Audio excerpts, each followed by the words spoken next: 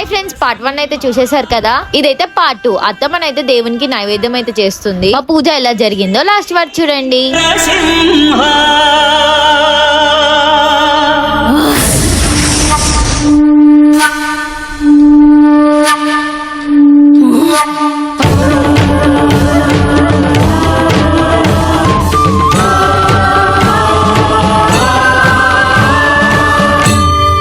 శ్రీకర శుభకర ప్రణవ స్వరూప Lakshmi Narasimha,